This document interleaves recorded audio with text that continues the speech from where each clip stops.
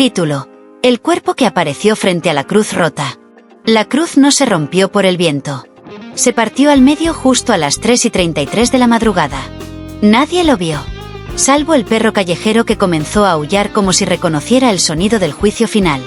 Frente a esa cruz de piedra, caída como un soldado vencido, apareció ella, desnuda, mojada por la lluvia, aunque el cielo estaba seco, con la piel marcada por letras que ningún sacerdote supo traducir, y con los ojos cerrados, como si aún no era tiempo de mirar. Tenía la belleza de una virgen griega, pero con la postura de quien no nació para ser adorada, sino para ser temida. El primer que la vio fue don Silvio, el sacristán. Pensó que era una víctima, una de esas chicas abandonadas por amantes cobardes. Corrió a cubrirla con su abrigo, pero cuando sus dedos rozaron la piel de su hombro, una imagen lo invadió. No fue una visión, fue una revelación. Se vio a sí mismo, 27 años atrás, enterrando una carta que juró jamás confesar. Una carta que hoy, misteriosamente, apareció en su bolsillo, mojada, escrita con su propia letra. Don Silvio cayó de rodillas. Y por primera vez en 3 décadas, lloró. Ella no es una mujer, balbuceó. Es un espejo que sangra. Los rumores comenzaron al amanecer. La gente decía que era una prostituta drogada. Otros aseguraban que era una santa enviada para castigar a los hipócritas. Y unos pocos la reconocieron en sueños. La vi. Me besó en el sueño. Y cuando desperté, mi corazón estaba diferente, confesó una mujer en misa, temblando. La policía no encontró huellas, ni ropa, ni señales de entrada. Solo un nombre escrito con sangre en la piedra donde ella fue hallada. Nakendere. Los registros del Vaticano clasificaron esa palabra como lengua preangélica. Una forma de comunicación usada antes del Génesis. Antes de Adán. Antes incluso del hágase la luz. La internaron en una clínica de reposo. Le dieron ropa. Le dieron nombre falso. Pero no lograron hacerla hablar. Hasta el tercer día. Un joven enfermero, curioso y de corazón limpio, se le acercó. Le ofreció pan. Ella no lo tomó. Le ofreció agua. Ella lo miró, sin parpadear. Y entonces, él susurró. ¿Quién eres? Ella sonrió. Lentamente. Como si su boca aún no supiera qué forma debía tomar. Se inclinó. Y lo besó. No fue sexual. Tampoco maternal. Fue algo que él no supo nombrar. Cayó al suelo. Tembló. Y entre lágrimas gritó. Vi a Dios en su cuerpo. Y tenía miedo. Título: El primer hombre que la tocó vio a Dios, y se suicidó. Nahara no hablaba. Pero su silencio quemaba más que cualquier sermón. No necesitaba gritar para ser escuchada. Solo estar presente. Bastaba para que las verdades empezaran a descomponerse solas. El joven enfermero que la atendía se llamaba Gabriel Calderón. 29 años. Católico no practicante. Hombre bueno, hombre suave. Hombre curioso. Desde el primer día, sintió algo que no sabía nombrar. No era atracción. No era fe. Era como si su cuerpo reconociera el de ella, antes que su mente pudiera comprender. Una noche, después del beso, ya no pudo dormir. Comenzó a escribir sin parar.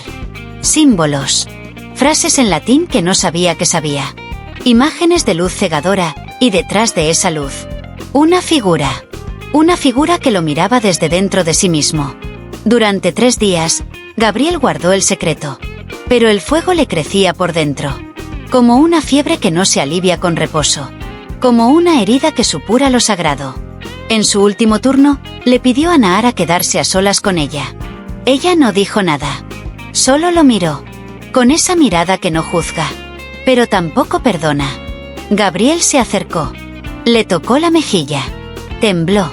¿Qué eres?, susurró. Y ella, por primera vez, respondió. Pero no con palabras, sino con su cuerpo. Se acercó. Se sentó sobre él. Y se ofreció. No como mujer, sino como puerta. Hicieron el amor sin música, sin caricias innecesarias. Como si estuvieran cumpliendo con un rito antiguo. Una ceremonia entre el cielo y la carne. Y cuando terminó, Gabriel se quedó quieto. Muy quieto. Como un niño después de la tormenta. Salió del cuarto. No dijo nada. Fue a casa. Y a la mañana siguiente, saltó desde el campanario de la iglesia abandonada. No dejó carta. Solo un dibujo en la pared, hecho con su propia sangre. Una silueta femenina. Con una luz en el vientre. Y una boca sin sellar. La noticia sacudió a todo el pueblo. Pero nadie se atrevió a culparla. Porque los que la miraban sabían, en lo más profundo, que él no se suicidó para huir. Se mató, porque había visto algo tan puro, tan absoluto, que ya no podía soportar vivir en un mundo contaminado. Nahara no lloró. Tampoco sonrió. Solo se acostó en el suelo frío de su habitación. Y susurró en una lengua olvidada. 1 menos. 11 por revelar. Título: La iglesia que se negó a acogerla empezó a podrirse. El padre Manuel no creía en los milagros. Creía en el orden. En los horarios. En las puertas cerradas. Cuando escuchó hablar de la mujer desnuda que aparecía frente a la cruz caída, su rostro se tensó. Cuando le contaron que un joven se había quitado la vida tras acostarse con ella, no pestañeó. Y cuando Nahara fue llevada temporalmente a un centro parroquial, él firmó la orden para que fuera expulsada. «Esa mujer no es de Dios», declaró desde el púlpito, con voz de acero. «Es carne disfrazada de visión. Y si Dios tiene algo que decirnos, no usará un cuerpo desnudo para hacerlo». El domingo siguiente, el sermón fue más largo, más duro, más lleno de fuego. Pero no del que quema para purificar, sino del que juzga para controlar.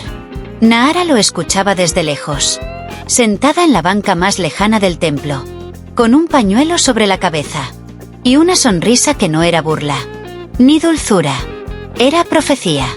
El padre Manuel ordenó a los feligreses que no la miraran, que no la tocaran, que no le ofrecieran comida ni agua. Y así fue. Por una semana, la iglesia se sintió más limpia, más pura, más segura. Hasta que comenzaron los olores. Primero, un aroma leve, apenas perceptible, como pan viejo, como madera húmeda. Después, las flores del altar comenzaron a marchitarse en horas. Las velas no encendían. Las hostias se partían solas dentro del cáliz. Y luego, vino la podredumbre. El Cristo crucificado comenzó a gotear un líquido oscuro desde los ojos. Las paredes se agrietaron, como si respiraran. Y el confesionario empezó a gemir en las noches, como si guardara pecados demasiado pesados para seguir callando. El padre Manuel, terco como siempre, negó todo. «Es humedad», dijo. Nada más. Pero una mañana, los vitrales amanecieron estallados. No por vandalismo, no por piedras, sino desde adentro, como si la luz ya no quisiera entrar. La misa del viernes fue la última. Al partir el pan, el padre Manuel vio que el centro estaba negro, como quemado. Cuando alzó la copa, una mosca salió volando desde el vino consagrado. Y en ese momento, ella entró. Nahara. No con violencia, no con rabia, solo caminando, descalza, como si el templo fuera suyo desde antes de construirse. Se detuvo frente al altar, miró al padre Manuel y le dijo, en voz baja pero firme: «Dios no se fue. Ustedes lo echaron. Yo solo vine a recoger lo que dejaron podrir». Y sin más, se dio media vuelta y se fue. El templo fue cerrado días después, clasificado como estructura inestable. Pero los fieles que aún sueñan con aquella noche dicen que debajo de los escombros sigue latiendo algo. Título: La monja que la besó recordó un pecado que no sabía que cometió. El alma no olvida, solo aprende a callar. Sor Lucía tenía 84 años. Había tomado votos perpetuos a los 17. Desde entonces, nunca había besado, nunca había mentido, nunca había tocado carne ajena con deseo. Para los demás, era una reliquia viva. Para sí misma, una sombra tranquila. Rezaba a las 5, comía a las 12 y dormía a las 8. Una vida sin sobresaltos. Una paz que parecía inquebrantable. Hasta que vio a Nahara en el patio del convento. No era la primera vez que veía a una mujer descarriada. Había ayudado a prostitutas a confesar. Había limpiado a mujeres abusadas. Pero algo en ella La descolocó. No por su cuerpo, no por su silencio, sino por su presencia. Como si esa muchacha caminara con los pasos de Dios, pero descalza. Nadie la obligó. Nadie se lo pidió. Una tarde, mientras las demás dormían, Sor Lucía fue al jardín. Encontró a Nahara sola, mirando las hojas caídas. Se acercó. Se arrodilló frente a ella. Y con voz trémula, dijo: «No entiendo lo que eres, pero siento que te debo algo. Y no sé qué». Nahara la miró. Sus ojos eran fuego lento. Ni juicio, ni compasión. Solo verdad. Sor Lucía tomó su rostro con las manos y la besó en la frente. Fue un beso breve, ligero, como los que dan las madres antes de dormir. Pero al hacerlo, la tierra tembló bajo sus rodillas. Un olor a pan quemado llenó el aire. Las flores cerraron sus pétalos. Y dentro de ella, algo despertó. Una imagen. Un llanto. Un sótano. Un niño. Un niño. Sor Lucía gritó. Se llevó las manos al pecho. Cayó al suelo. Las demás monjas acudieron. La encontraron temblando, con los ojos inundados. «¿Qué pasa?», preguntaron. Y entre sollozos, confesó: Yo escondí a un bebé. En el convento viejo. En 1973. Dije que lo llevaría al hospital. Pero no lo hice. Lo dejé. Y nunca volví». El silencio fue sepulcral. Nadie sabía qué decir. Porque Sor Lucía era pureza, hasta ese beso. Nahara no dijo nada. Solo acarició su frente. Y se alejó. Esa noche, Sor Lucía no durmió. Rezaba. Rezaba como quien intenta coser una herida que ya sangró demasiado. A la mañana siguiente, fue encontrada sin vida. Con una sonrisa en los labios. Y una hoja en la mano. Un dibujo infantil. Firmado con un nombre que ninguna de las hermanas pudo olvidar. «Gracias, mamá».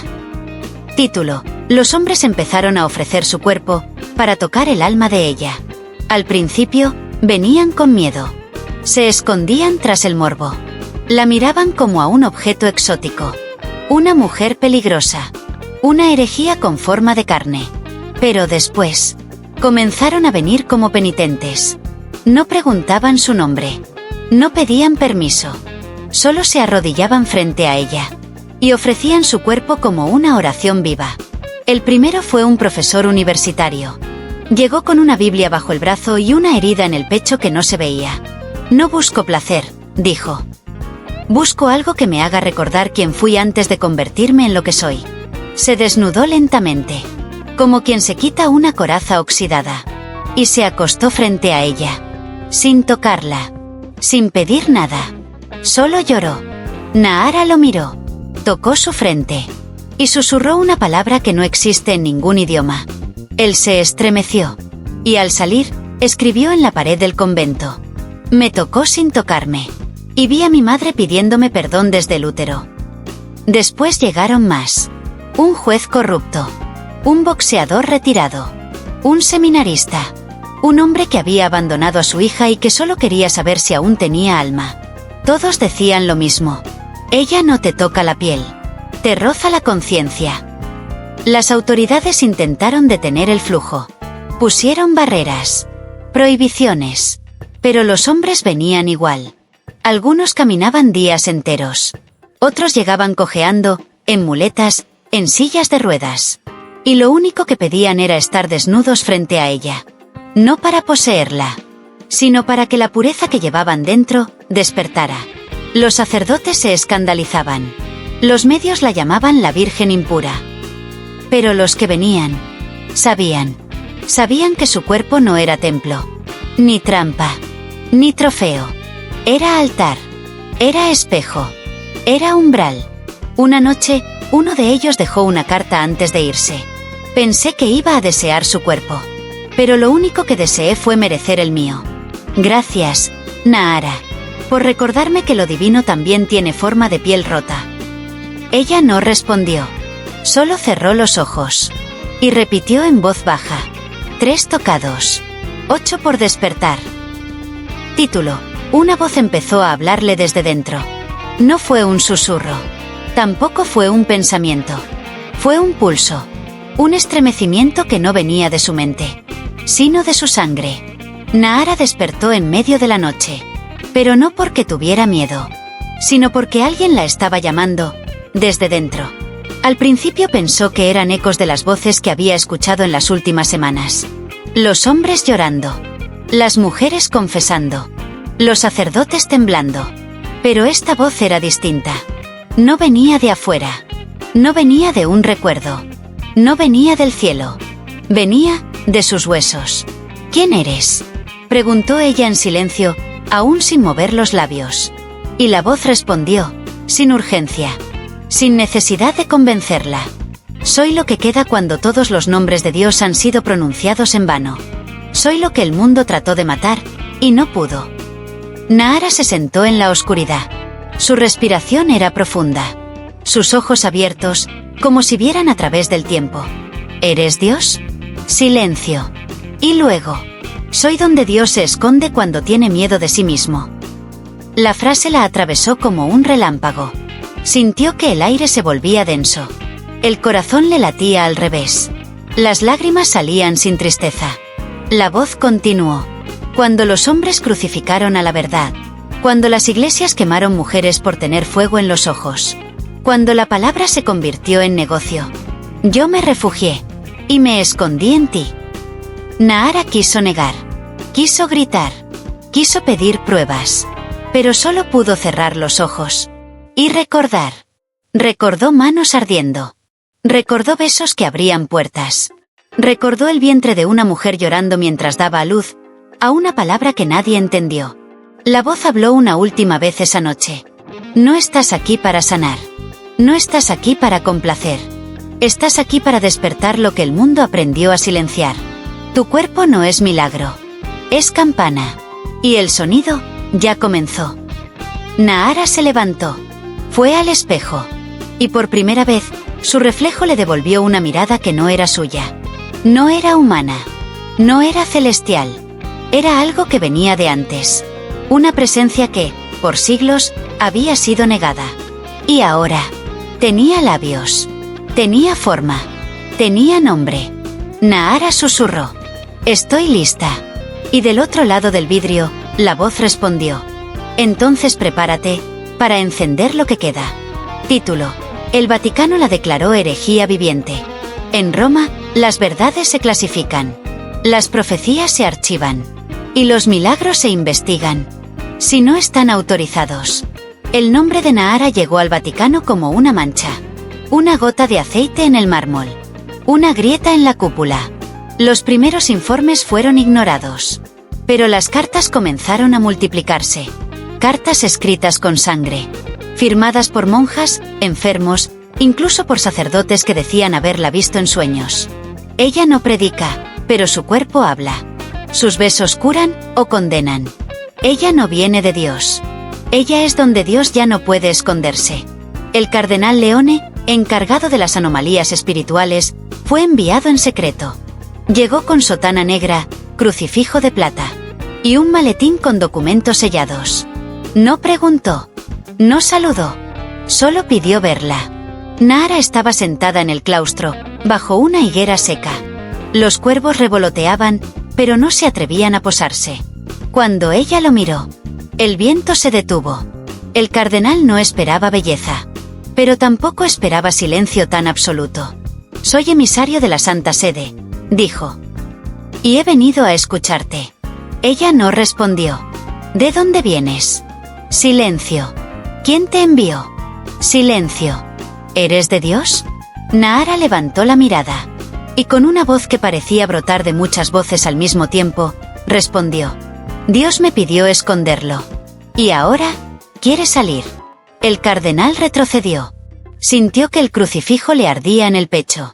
Como si algo invisible lo juzgara, desde dentro. Esa noche, envió un informe urgente. La entidad conocida como Nahara presenta fenómenos no compatibles con doctrina aprobada. No habla de salvación. No ofrece redención. Solo, activa memorias que la Iglesia ha luchado siglos por enterrar. 3 días después, el Vaticano emitió el decreto. Heresiarcha viviente. Cuerpo portador de disonancia divina. Requiere confinamiento inmediato. Contacto prohibido. Silencio absoluto. La noticia fue filtrada. Y lo prohibido se volvió deseo. Miles comenzaron a peregrinar. No a rezar. A verla. A estar cerca de la mujer que había logrado algo que ni el demonio pudo. Hacer que la iglesia tuviera miedo de callar. Nahara no se escondió. No huyó. Solo escribió una frase en el muro del convento, con cenizas. No soy contra Dios. Soy lo que queda cuando lo encierran. Título. El hombre que la hizo sangrar, desapareció sin dejar cuerpo.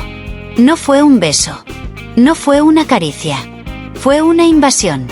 Él no vino como los demás. No vino buscando redención. Ni perdón. Ni verdad. Vino a tomar. Decía llamarse Aurelio Díaz. Exorcista retirado. Hombre de fe rota. Rostro de piedra y mirada como cuchilla. Había seguido las noticias. Las cartas filtradas. El decreto del Vaticano. Y juraba haber reconocido el patrón. No es humana, declaró en la recepción del convento. Tampoco es divina. Es una grieta. Y yo vine a cerrarla. Nadie logró detenerlo. Ni guardias, ni hermanas. Caminó directo hacia la celda de Nahara. Entró. Cerró la puerta. Y no volvió a salir. Durante 30 minutos. El silencio fue total. Luego, un grito. Seco. Corto. No de ella. De él. Y después. El olor. No a sangre. No a fuego. A hierro fundido con incienso. A altar quemado. A juicio irreversible. Las hermanas forzaron la puerta. La encontraron de rodillas. Vestida solo con su propio cabello suelto. El suelo bajo ella. Manchado de una línea fina de sangre. Que parecía dibujar un círculo perfecto a su alrededor. Pero de Aurelio Díaz. No había ni rastro. Ni cuerpo. Ni ropa. Ni sombra. Solo una pared ennegrecida. Como si alguien hubiese sido borrado. No con fuego. Sino con una palabra demasiado santa para ser dicha. Nahara levantó la vista. Tenía los ojos abiertos. Pero no temblaba. Pensó que podía tomar lo que no entiende. Susurró. Quiso poseer al Dios que me habita. Y se disolvió ante la verdad. Esa noche, los cuervos no volaron. La campana del convento sonó sola. Aunque nadie la tocó. Y al amanecer, las monjas hallaron una inscripción en el techo de su celda. Grabada como con fuego líquido. No se toca la luz con manos sucias. O serás devorado por aquello que no puedes nombrar. Nahara sangró por 3 días. Pero no enfermó. No se debilitó. Se volvió más aguda. Más luminosa. Más inevitable. Título. Una ciudad entera empezó a soñar con ella. Todo comenzó con una niña. Se despertó gritando en medio de la noche. Mamá, la mujer del fuego está en mi cuarto. Los padres pensaron que era una pesadilla. Pero al día siguiente, en la escuela, 7 niños más contaron lo mismo. Una mujer de cabello suelto, desnuda, envuelta en luz naranja, que los miraba desde el umbral del sueño, sin moverse. El segundo día, los adultos comenzaron a verla. Un chofer de autobús chocó tras gritar. Está sentada en el asiento 17. Una monja anciana se desmayó durante la oración de la tarde. Antes de perder el conocimiento, dijo. Vino a buscarme. Me dijo que aún tengo una deuda. El fenómeno no fue aislado. Fue masivo. Colectivo. Silencioso. No era una visión. Era una presencia. Una invasión. Cada noche, más personas soñaban con ella. Siempre igual. De pie, desnuda.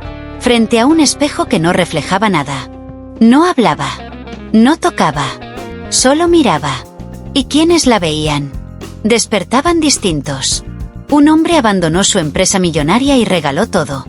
Una mujer entregó a la policía el arma con la que había matado a su esposo 20 años atrás. Un adolescente confesó abusos que su padre había escondido tras la fachada de un buen cristiano.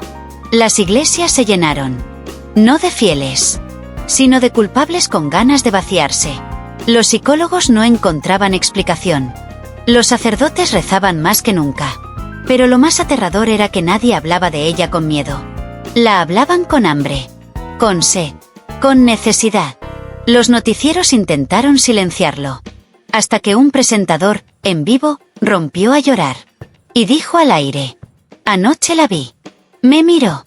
Y supe que mi vida había sido una mentira organizada. Ya no puedo mentir más.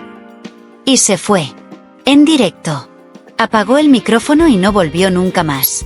En las paredes de la ciudad comenzaron a aparecer grafitis. Todos con el mismo trazo. La misma firma. Na con acento RA.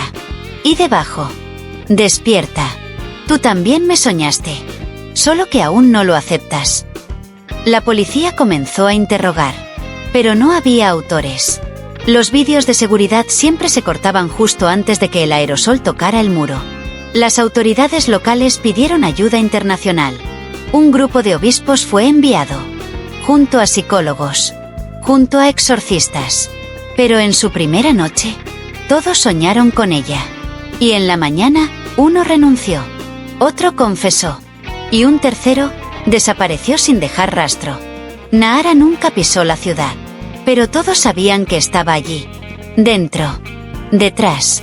Debajo de cada mentira que habíamos llamado vida. Y una noche, toda la ciudad se durmió al mismo tiempo. Ni un solo auto sonó. Ni un perro ladró. Ni una madre despertó por el llanto de su hijo. Solo silencio. Y en ese silencio, el sonido de una respiración compartida. Miles soñando lo mismo. Una figura de luz. Una mujer sin rostro. Abriendo lentamente una puerta. Que nadie recordaba haber cerrado. Título: ella recordó quién era y empezó a arder. Nadie la tocó. Nadie la llamó. Nadie la despertó. Fue el fuego. Desde dentro. Desde el hueso. Desde lo que estaba antes del nombre. Nahara se levantó de la cama una madrugada. Sus pies descalzos no hacían ruido.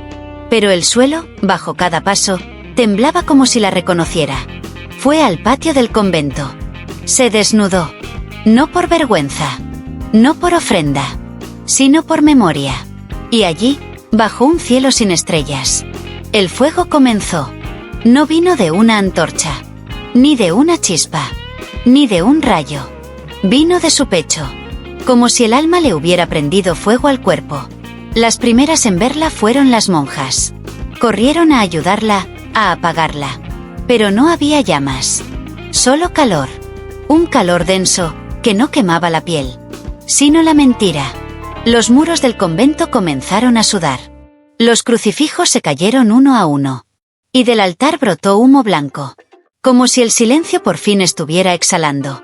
Nahara no gritaba. No lloraba. Cantaba. Una melodía que no tenía idioma. Pero que las paredes conocían. Y entonces recordó. Recordó el lugar sin tiempo donde nació. Recordó el aliento que la formó antes del barro. Recordó ser luz pura sin destino. Antes de ser escondida en la carne. Y comprendió. No había sido enviada. Ella misma bajó. No era refugio. No era recipiente. Era chispa. Era llama. Era principio. Su voz retumbó en todo el convento. Ahora sé quién soy. No soy elegida. Soy elección. Soy el instante en que Dios se duda a sí mismo. Y aún así decide arder. Una lluvia seca cayó del cielo. No mojaba. No limpiaba. Solo brillaba. Y en ese instante, el cuerpo de Nahara se elevó unos centímetros del suelo. Sus ojos estaban cerrados. Sus manos abiertas. Y desde su espalda, dos lenguas de fuego se alzaron como alas que no necesitaban cielo para volar. La tierra no rugió. Suspiró. Porque acababa de recordar que había guardado a Nahara. Como un secreto que por fin se perdonaba a sí mismo. Título: el falso Mesías vino a poseerla. Llegó vestido de blanco. Con una cruz de oro colgando del cuello. Con la mirada de quien no duda. Y una voz hecha de versículos mal entendidos. Se hacía llamar Elías II. Y decía ser el cuerpo que Dios había elegido para regresar. He venido a buscarte, Nahara, anunció con solemnidad. Tu fuego me pertenece. Tu cuerpo me fue prometido antes del primer día. Tú eres el altar. Y yo soy la sangre. Ella lo miró. sin sorpresa, sin miedo, solo con una calma que desarma. Los verdaderos no necesitan anunciarse, respondió. La luz no grita, solo revela. Él sonrió. Una sonrisa aprendida. De esas que se ensayan frente al espejo del ego. He visto a los tuyos. He leído los textos prohibidos. Y sé lo que eres. Una grieta entre mundos. Una boca sin filtro. Una llama sin dueño. Exactamente, dijo Nahara. Sin dueño. Pero Elías no vino a dialogar. Vino a imponer. Se acercó. Intentó tocar su mejilla. Pero el aire entre sus dedos y la piel de ella se endureció como vidrio incandescente. Si me rechazas, retrasas la salvación del mundo, dijo él, con un temblor disfrazado de firmeza. Contigo en mi cama, el reino será activado. Contigo bajo mi nombre, el mundo despertará bajo mi dirección. Nahara dio un paso atrás. No por miedo, por misericordia. Tú no quieres el reino. Quieres ser su tirano. Y no estás buscando a Dios. Estás intentando reemplazarlo. Él alzó la voz. Fui concebido para este momento. Yo soy el verbo hecho carne. No, susurró ella. Tú eres la carne queriendo ser verbo. Y eso siempre termina en sangre. Elías sacó un cuchillo. No para matarla, para marcarla, para firmar su conquista con cicatriz. Pero cuando lo alzó, su brazo se desintegró en fuego blanco. Sin gritos, sin sangre, solo ceniza flotando como polvo santo. Elías cayó de rodillas. Lloró. No por dolor, por vergüenza. ¿Qué eres?, murmuró entre sollozos. Nahara se acercó. Le tocó el pecho. Y dijo: soy la parte de Dios que no cabe en tus palabras. Soy la llama que no se deja evangelizar. Soy la voz que arde en el silencio de las mujeres que no fueron escuchadas. Y tú eres solo el eco de un imperio que ya está cayendo. Ella lo besó en la frente. ¿Y cuándo lo hizo? Elías desapareció. No como enemigo, sino como humo que nunca supo ser fuego. Título: ella no fue la salvación. Fue la puerta. Cuando el fuego se apaga, no muere, solo cambia de forma. El cuerpo de Nahara seguía allí. Pero ya no era cuerpo. Era presencia. Era borde. Era umbral. Las personas dejaban de tocarla. Ya no venían a curarse, ni a confesar, ni a arder. Venían a recordar lo que eran antes de que el miedo organizara su fe, antes de que la vergüenza les robara la voz, antes de que el pecado fuera una condena y no una experiencia. Venían, se sentaban frente a ella. Y en el silencio, algo dentro de ellos se abría. Nadie salía igual. Pero nadie podía explicar por qué. Un niño con autismo habló por primera vez después de verla. Una mujer que había perdido a su hija, la soñó 3 noches seguidas. Y en el sueño, la niña le decía: ella no te salvó, mamá. Solo te devolvió la llave. Las instituciones colapsaron. Los templos vacíos. Los confesionales mudos. Los sermones sin oyentes. Porque ahora, cada quien llevaba una iglesia ardiendo por dentro. Y en el centro de todo, Nahara, callada, serena, radiante, hasta que una mañana desapareció. No huyó, no se escondió, no murió. Simplemente dejó de estar, como si nunca hubiera sido carne, como si el mundo ya no la necesitara, porque había encendido suficiente fuego como para seguir sin ella. En el suelo donde solía sentarse, quedó solo una palabra, grabada con luz: ábrete. La gente construyó monumentos, escribieron libros, inventaron religiones nuevas, pero los que de verdad la conocieron, no repitieron su nombre, no lo usaron como bandera, solo lo llevaron dentro. Y cuando les preguntaban qué era Nahara, respondían con la voz baja: no fue una salvación. Fue una puerta. Y gracias a ella, por fin entendí que el cielo nunca estuvo arriba. Siempre estuvo, esperando ser abierto desde adentro.